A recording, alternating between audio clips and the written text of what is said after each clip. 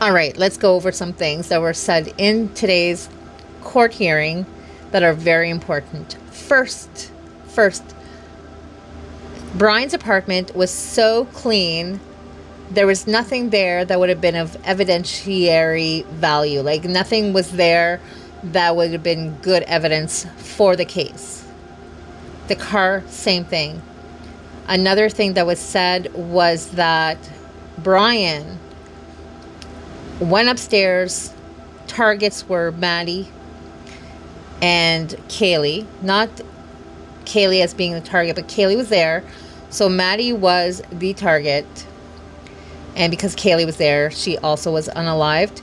Then whenever it came down to Xana and Ethan, it was on his way downstairs where he saw Xana. Dateline mentioned that he chased Xana back to her room.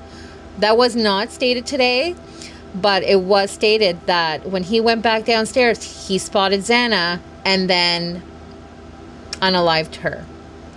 And then it was confirmed that Ethan was in fact sleeping when Ethan's life was taken. What caused Brian to go back into the bedroom, or to go in the bedroom? Was he really chasing Xana? He might have been, but he ended up sitting on her chair, as we know, based on what Dateline mentioned. Now, that was not confirmed today, but that's a clue that was given on Dateline. It's possible that is going to come out later on to confirm that. Another thing was that Brian had indeed parked behind the house, that little parking lot there. He did in fact park there. And also at 4:20, whenever he took off, he left in a panic.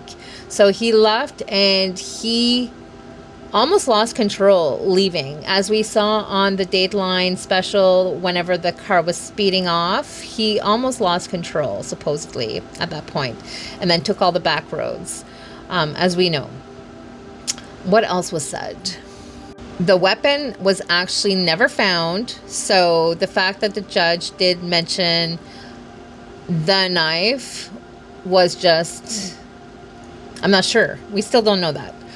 Actually, we still don't know that. But supposedly, from what Bill Thompson said, the weapon has not been found. Another thing that was also mentioned is the license plate. The license plate, he didn't have one at the front because Pennsylvania does not require a front license plate, so he did not have one. But a week later, after the unalivings, he went and changed his license plate to Washington State, where he needed the front license plate. And we saw that because Brian took pictures of the license plate at the front of his car whenever he got the Washington one.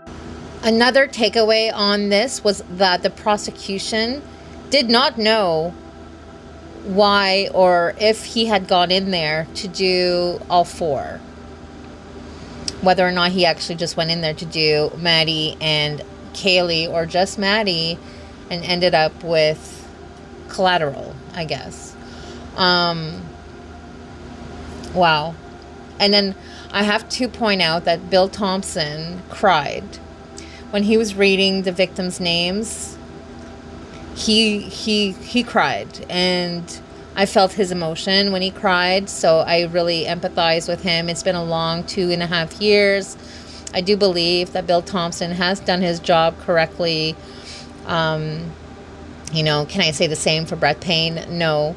But I do believe that Bill Thompson has done everything that he can to get the justice for Kaylee, Maddie, Ethan, and Xana. Anyways, that's my takeaways for that. And I'm going to watch it again, and if I can pick up on other things, I'll come back and let you guys know. But those are my takeaways for now. What did you guys think?